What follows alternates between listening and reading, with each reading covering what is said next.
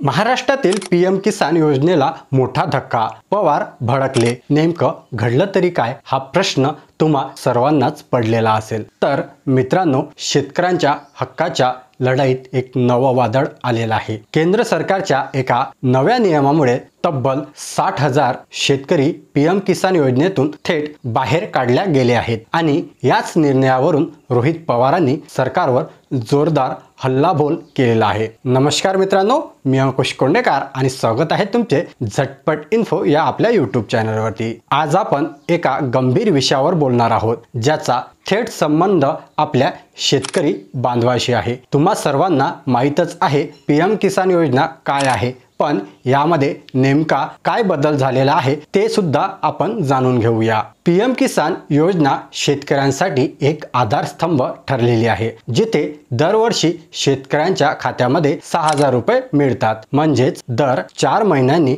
2,000 रुपयांचा हप्ता थेट शेतकऱ्यांच्या खात्यामध्ये जमा होतो। आतापर्यंत पती पत्नी दोघांच्याही नावावर शेती असेल तर दोघांनाही हप्ता मिळायचा, पण आता नवीन नियमानुसार कुटुंबातील फक्त एकाच व्यक्तीला हप्ता मिळणार आहे आणि तो फक्त महिलेला मिळणार आहे। पुरुष शेतकरी पूर्णपणे यामधून काढून टाकण्यात गेले आहेत। तर महाराष्ट्रातील शेतकऱ्यांना बसलेला हा एक मोठा फटका आहे। या नवीन नियमानुसार महाराष्ट्रातील तब्बल 60,000 शेतकऱ्यांना हा फटका बसलेला आहे आणि त्यांच्या खात्यात 20वा हप्ता जमा झालेला नाही। त्यामुळे शेतकऱ्यांमध्ये खूप मोठी प्रचंड नाराजी पसरलेली आहे। रोहित पवारांनी डायरेक्ट सरकारवरती निशाणा साधलेला आहे। या निर्णयावर राष्ट्रवादी काँग्रेसचे नेते रोहित पवार यांनी सरकारवर थेट ताशेरे ओढलेले आहेत। ते म्हणाले, एकीकडे जीएसटी मध्ये कपात करून सरकार जिकडे तिकडे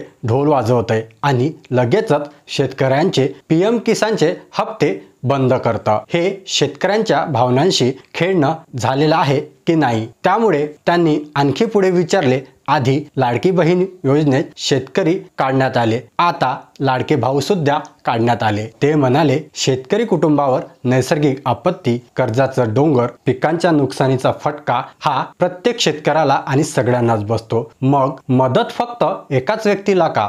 हा प्रश्न थेट केंद्र सरकारला रोहित पवारांनी विचारलेला आहे। हा निर्णय योग्य की अयोग्य? मित्रांनो, पीएम किसान योजना ही शेतकऱ्यांसाठी आशेचा किरण होती, पण नवीन नियम शेतकरी कुटुंबासाठी अन्यायकारक आहे असं स्पष्ट दिसते। तुम्हाला याबाबत काय वाटतं? हा निर्णय योग्य आहे की अयोग्य? शेतकरी कुटुंबातील प्रत्येक सदस्याला मदत मिळायला हवी की नाही? तुमचं मत कमेंट बॉक्समध्ये नक्की कळवा आणि या व्हिडिओला जास्तीत जास्त लोकांपर्यंत पोहोचवा। अशाच शेती संबंधीच्या महत्त्वाच्या अपडेट्स आणि माहिती मिळवण्याकरता आपल्या झटपट इन्फो चॅनलला अजून देखील सबस्क्राईब केले नसेल तर लगेच सबस्क्राईब करा। भेटूया अशाच एका नवीन महत्त्वपूर्ण व्हिडिओमध्ये। तोपर्यंत धन्यवाद।